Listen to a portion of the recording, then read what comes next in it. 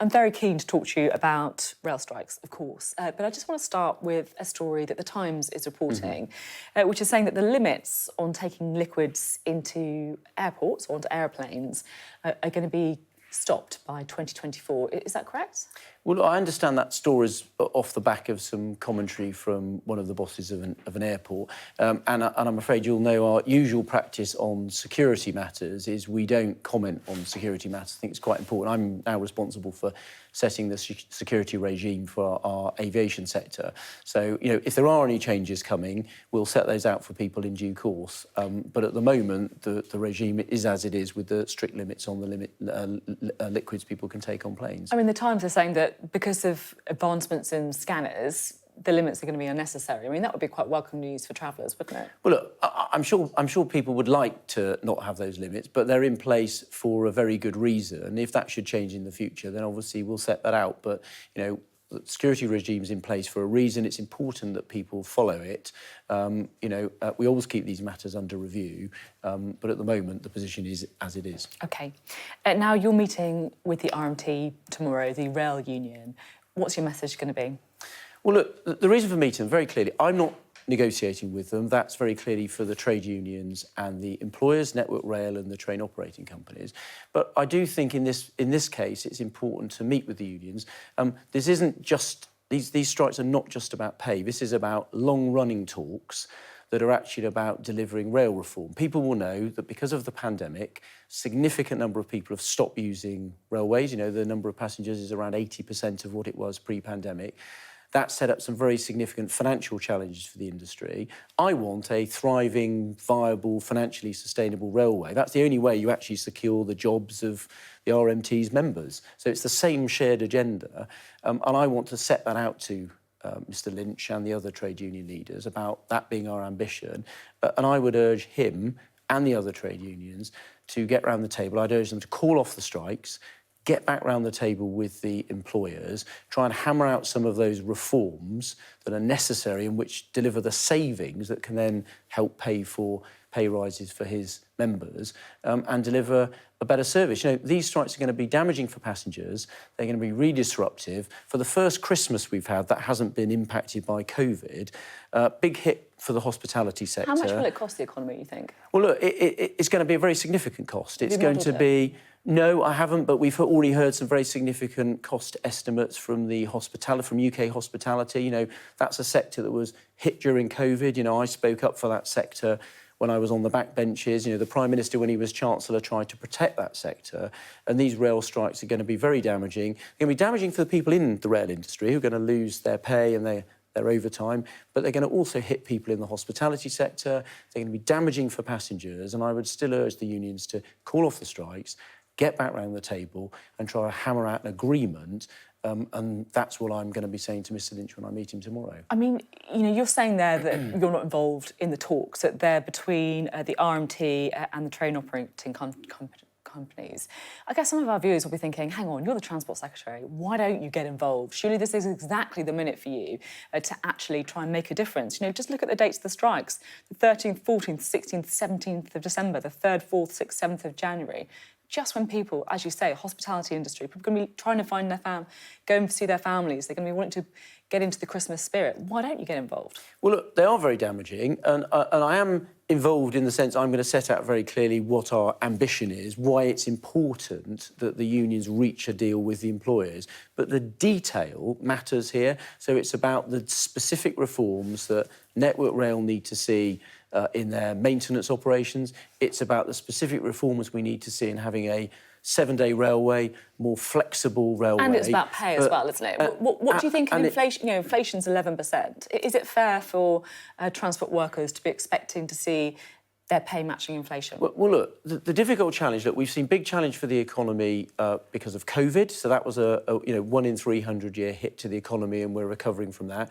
We've seen the Made in Russia challenge, because of their illegal invasion it's a really and simple driving question. of energy questions. Do you think that the pay for transport workers should match inflation? So the reason why I'm putting it in context is because I think the context matters.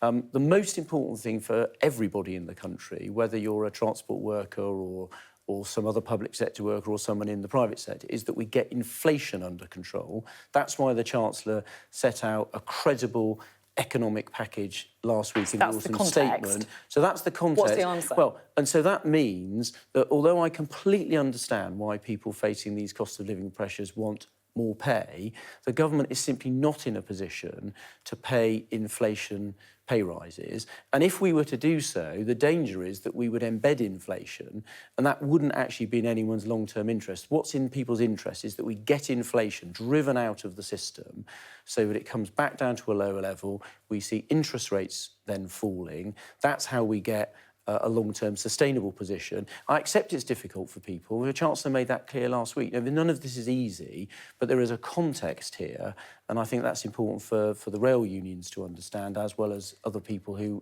obviously are pressing for higher pay rises. Now, Mick Lynch, of course, takes a different position on this and many other things as well, to be fair. Now, I just want to have a look at what he said earlier.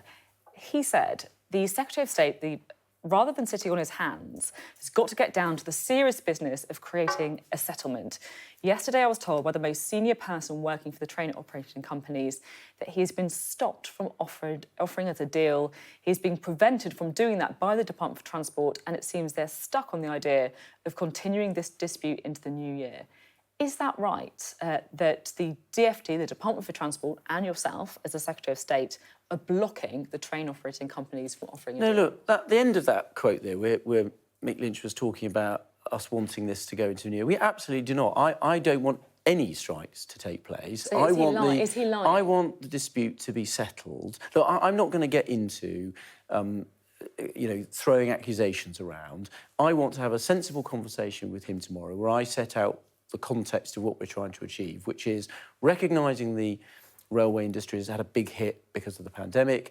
The imperative is to get reform so that we get more people using the railway, we drive up revenue, we drive out cost, we deliver the ability for the train operating companies and Network Rail to be able to offer better salaries and wages to the people that work in the industry. And that can only be achieved by the trade unions and the employers getting around the table and hammering out those reforms. And I want to try and help facilitate that, and that's the message that I'm going to be delivering to him tomorrow. Now, in other news, the Supreme Court ruled today that the Scottish Government can't call an independence referendum on its own, unilaterally. Westminster has to agree to it as well. So if the democratically elected Scottish Government requests permission to call an independence referendum, would you grant it?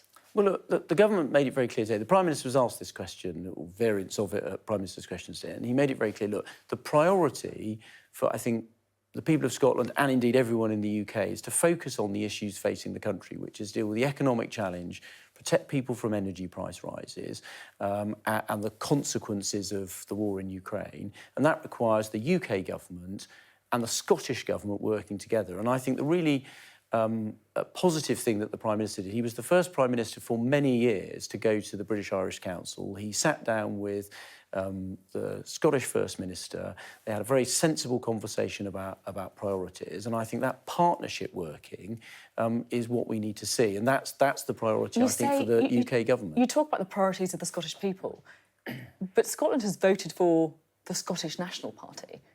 That, they argue, is their mandate. I mean, the clue's in the name, the Scottish National Party. They're not standing on a platform to do anything other than deliver independence. Well, I think if you look at actually what the Scottish people want, they want the government actually to be focused on, both governments, to be focused on the day-to-day challenges. But they voted in the Scottish National Party, who is, in their manifesto, says they want a referendum. To use their powers, and, the Scottish Parliament has a tremendous set of powers to deal with the things that it is responsible for, which is, running the health service in Scotland, running the education system in Scotland, delivering better services for people in Scotland. Is there a line at which you would say, OK, this is when a referendum should be allowed? What is that red line? Is it, for example, the SNP getting a majority in the Scottish Parliament? Well, look, our position is very clear. We think that the position at the moment is that the UK government and the Scottish government should be working together, focused on the priorities that are facing the United Kingdom at the moment. Is there a route to a referendum that you can spell out? Well, look, we had a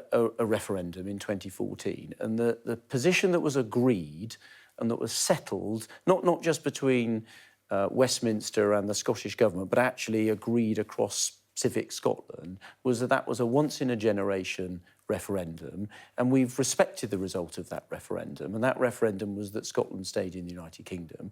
And that means Scotland has two governments. It has a Scottish government and it has the UK government. And those governments should work together. I understand the delivering results on the of the referendum. But the question is there a route to another referendum? Well, the priority at the moment is for the two governments to work together on the issues facing the United Kingdom. Sounds like a no. And those are the issues that I set out, which are the economic challenges, protecting people from energy price rises and dealing with the economic challenges, and then delivering on the public services that we deliver. You know, the UK government's responsible for delivering those in England, the Scottish government's responsible for delivering those in Scotland, and the Prime Minister will work with the First Minister in partnership to deliver on those priorities for the people in both parts of the United Kingdom. OK, thank you very much indeed for being on the programme. Pleasure.